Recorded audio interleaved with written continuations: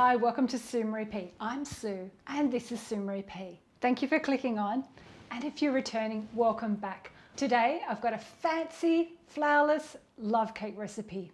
It's got the essence of Persia with the hint of cardamom and cinnamon and delicious and moist but no flour. So if you'd like to see how to make my flourless Persian love cake, come with me and let's see. So step one in our love cake today, we need to turn your oven on to 160 degrees C, or that's 320 in Fahrenheit, or gas mark 3.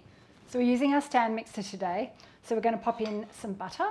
So I've already softened and pre-cubed 125 grams of unsalted butter. That's 4.4 ounces. And to that, I'm adding 75 grams of dark brown sugar, and I've got 75 grams of caster sugar. I just love the taste of dark brown sugar, but if you don't have that, put light brown sugar in, or you can just swap it out and put totally caster sugar. So let's get that all whipping, mixing. So on this tray, I've got some yogurt. So I've got some natural Greek yogurt. Just need to make some room. And I've got 2 whole eggs that I've already pre-cracked. So I'm just going to pop my yogurt, which is about 2.6 ounces, but I write some notes up above, and there's also I'll put a link to the recipe in my description below. So just use a spoon to mix those up a little bit. So they're all ready to go. Once this is mixed a bit more, pop that to one side. So in this large bowl, I'm going to add my ground almonds. I didn't have any pre-ground almonds, so I did it myself. So they're a little bit coarser than normal, but they'll be fine. So that's 200 grams or 7.1 ounces. And to that, I'm adding 3/4 of a teaspoon of baking powder. And we've got 2 types of spice. I've got cardamom, 3/4 of a teaspoon, or cinnamon, 1 teaspoon. But if you don't really like cardamom, or you can't get it, or you don't have it, leave it out and it'll still taste delicious. So we'll just whisk those a little bit. So I've got rose water, but I'm just going to add that to my icing today, just so that the flavouring doesn't overpower this cake. So now I'm going to add in half of my egg yogurt mix and about 1/3 of the almonds. And I've got 1 lemon here, and I'm just going to zest some lemon rind into that. Probably only about half of the lemon, but you can do more if you like. So I'll just do it directly into the bowl and save some of the juice for the icing. So this is a perfect treat for Valentine's Day, which is coming up. It's one of my husband's favourite cakes. Okay, that's about enough. So just mix that through. So we're going to add the rest of the eggy yogurt mix and a little bit more of the almonds. This style cake doesn't really need too much mixing, and the rest of the almonds.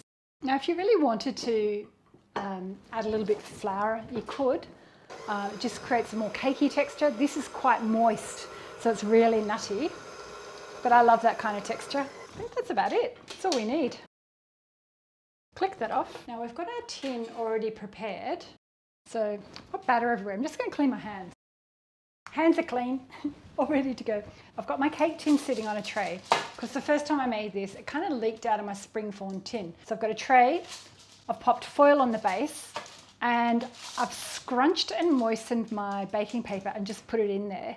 Usually I lay the baking paper flat on the base of the thing and then clip it back on, but I want to make sure that there's a seal and the batter doesn't leak out. So into the 20 centimetre cake tin, I want to pop my batter.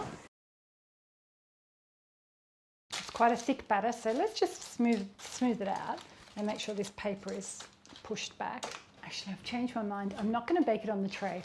I think it'll be enough with just the foil, but I'll pop the tray on my bottom shelf just to catch any drips, just in case. It's always a good tip to keep your oven clean. So now we're going to set the timer for 25 minutes. I'm going to clean up, but stick around because I'll show you how I do my delicious fluffy cream cheese frosting. So a little apology, the cake took 40 to 45 minutes. I said the wrong thing before, so you need to bake it for at least 40 to 45 minutes. So I've let it cool for over an hour now, and it's ready to ice. So I'm just going to remove it and pop it on this plate. So I'm going to take the baking paper off the bottom.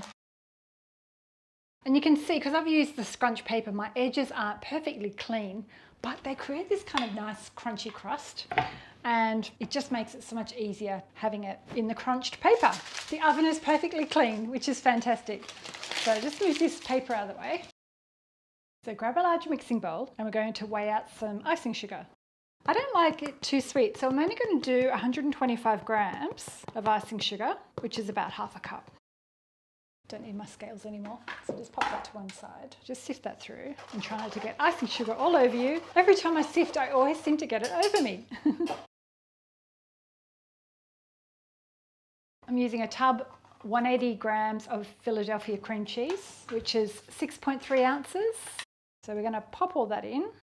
I love cream cheese icing. I know it's a bit naughty, but I prefer it to a butter icing. So we need 1/4 teaspoon of rose water. But if you can't get it where you are, just leave it out, or you can maybe put some vanilla in there or some almond essence. And I've got some lemon juice from the lemon I squeezed, and we're just going to add in maybe just 1 teaspoon. We can always add a little bit more if we want it. I'm just going to get the help of my electric hand mixer. So just before we finish it off, I'm going to put some little red colouring in there to make it pink. I have used raspberries before, so if you have raspberries, you can always crush them up and use the juice of the raspberry. I'm going to do 1/2 teaspoon, but I'm only going to put in 1/4 at a time just to check the colour, because you can always add more and it's hard to go back. So now we're ready to ice our cake. Okay, so we've got our icing here. So we're going to just scoop this on. And I just like doing it on top. And my kitchen's quite warm, so my icing's a little bit soft, but we can pop it in the fridge. I don't think we'll need any fancy tools. I'm just using this offset spatula, and I'm just going to slowly push it to the edge, but I don't want it to dribble over. So we'll sprinkle over our pistachios. Very pretty. Some rose petals. I'll pop a link to where you can buy those. I've just bought them online. This whole food place called Buy Whole Foods online here in the UK. And a little bit of lemon zest. And I've served this just on its own. You don't really need any ice cream or cream or anything else, because you've got the cream cheese icing. You could maybe scatter some rose petals or pistachios like I'm doing now. I'm just doing that so it looks pretty. That's my Flourless Persian Love Cake. So I'm going to cut it open and show you what it looks like on the inside, and then come closer. Grab a knife, grab a plate. My cake's still a little bit warm, so it's just crumbled a little bit. Okay, check that out. Mine's still slightly warm in the middle. I think it tastes delicious. It's a super moist cake, flourless. So if you've liked my video today, hit the thumbs up, share it with a friend, try baking it, and let me know in the comments below if you love it. And I'll pop the links to my other 2 Persian love cake recipes. But just before I go, I'm going to just grab the rest of the cake and show you. Check that out. Doesn't that look pretty? Try baking this for someone you love, or just for yourself. Thanks for watching, and I'll see you next time. Bye. Oh, pop it in the fridge. Bye.